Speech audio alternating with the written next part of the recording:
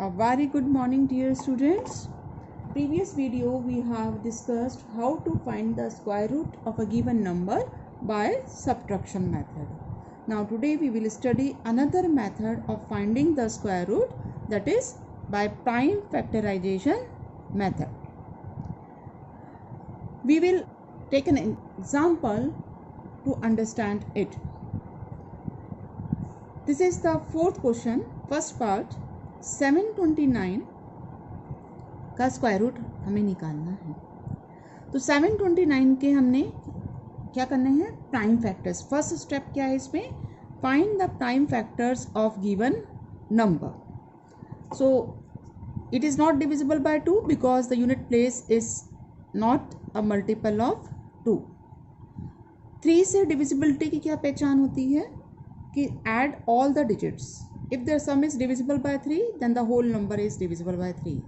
यहाँ सम तीनों डिजिट्स का 18 है जो 3 से डिविजिबल है, तो इसका मतलब ये नंबर 3 से डिविजिबल है। तो 3 से डिवाइड करेंगे इसको, you will get 243. Again it is divisible by 3. When you divide it by 3, you will get 81. Again their sum is 9, divisible by 3, so divided by 3 you will get 27.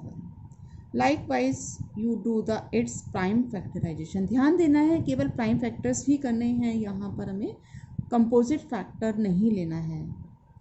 Now second step is make pairs of equal factors. जो equal factors हैं उनका दो दो का group बनाना है हमें। तो यहाँ पे एक पेयर हो गया, ये दो 3 का एक पेयर हो गया, ये दोनों 3 का एक पेयर हो गया। Third step in finding the square root is write down one number from each factor and find their product. जब हम इसका स्क्वायर रूट निकालेंगे तो हमें हर पेयर में से एक एक सिंगल नंबर लिखना है। So that is 3 multiplied by 3 multiplied by 3। इसको फाइंड आउट करेंगे, इट इज 27। तो fourth step is this product is the square root of given number. तो ये जो हमारा प्रोडक्ट आया यही हमारा इस नंबर का स्क्वायर रूट होगा। एक और एग्जांपल लेंगे, पार्ट लेंगे, दैट इज थर्ड पार्ट। 1764 के फैक्टर्स करेंगे लास्ट में, दैट इज यूनिट प्लेस पर 4 है, so it is divisible by 2। So 2 से डिवाइड करेंगे, 2 8 जा 16, 2 8 जा 16, 2 2 जा 4। Again it is divisible by 2, so 2 4 41। Now it is not divisible by 2 because the unit place is 1, but their sum is 9, so it is divisible by 3। So 3 1 जा 3, 3 4 3 7 जा 20।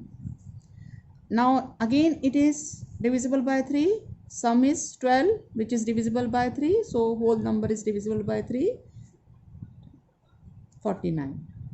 Now their sum is 13 which is not divisible by 3, so next number we have to see, next prime number we have to take. It is not divisible by 5 because the unit place is not 0 and 5, so next is 7. So 7 से divisible है ये, 7 7 जा 49. Write down this 2 multiplied by 3 multiplied by 3 multiplied by 7 multiplied by 7. Now second step is make pairs of equal numbers. जो same numbers है उनका pair बनाना है और हर पेयर में से एक नंबर हमें लिखना है, दैट इज 2 3 और 7, और इनका प्रोडक्ट निकाल लेंगे, it is 42। So this is the square root of 1764।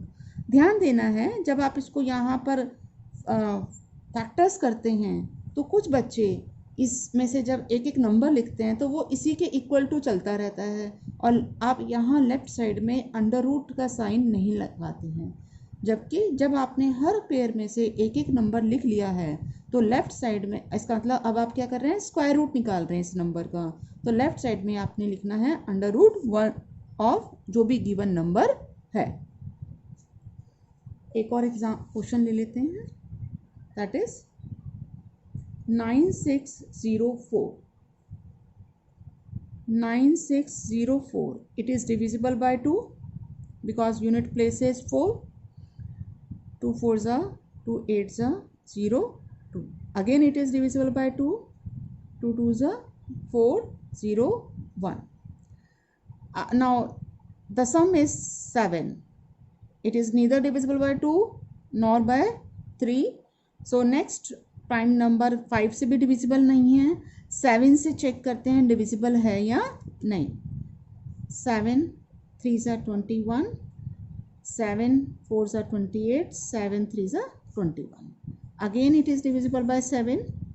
7 4s are 28, 7 9s are 63. Again 7 7s are 49. So we write it as 2 7 7.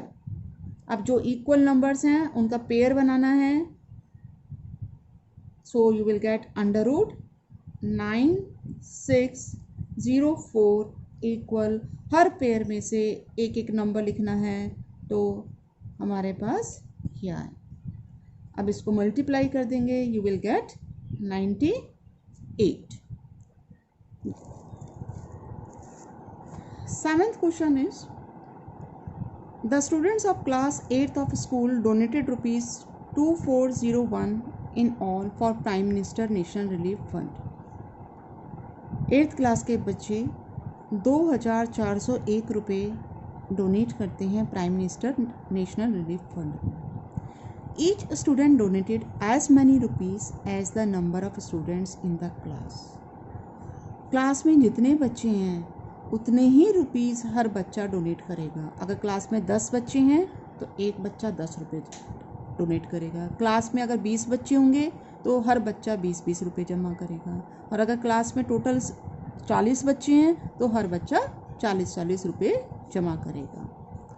Find the number of students in the class. तो class में कितने बच्चे हैं ये हमें पता लगाना है.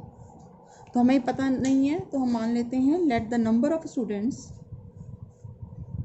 let the number of students in the class be x. Then the amount denoted by donated by each student is also rupees x. तो टोटल अमाउंट डोनेटेड क्या हो गया, total amount donated by the class.